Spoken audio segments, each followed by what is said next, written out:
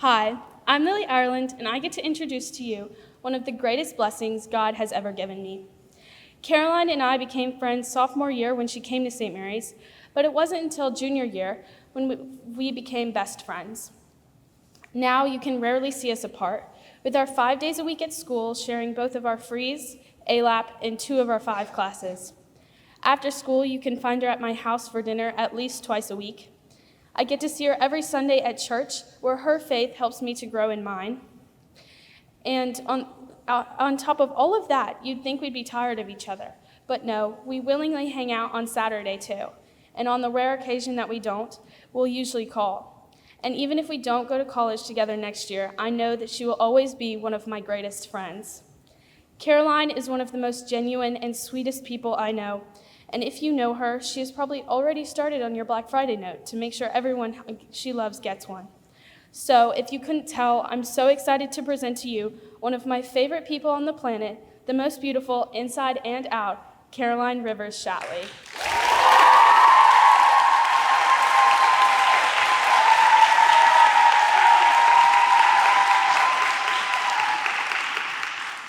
Jesus said to his disciples, "Let the children come to me."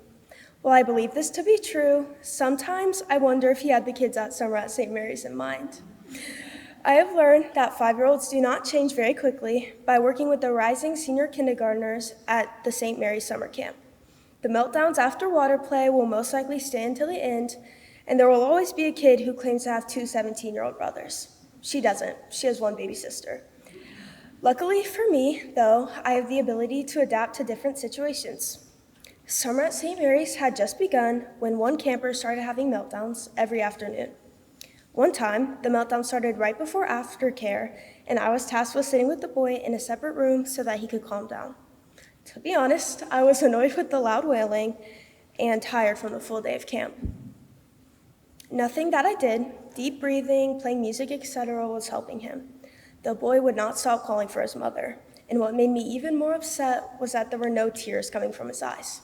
None. I caught myself wondering if this was even real or if he was just doing this for attention. As the boy continued to scream with no end in sight, I prayed. I asked Jesus for the strength to get through this meltdown and a full summer of them to come. I prayed that I would still find joy in working with these kids, and finally, I prayed that I would learn how to manage these meltdowns from the boy and all of the other campers. Of course, my prayers were not left unanswered.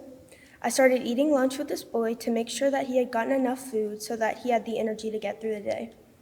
It was not always perfect, but I had successfully adapted my normal routine of eating with my fellow counselors to care for him. The boy still had more meltdowns more often than not, but I changed my behavior and attitude for the benefit of him and myself.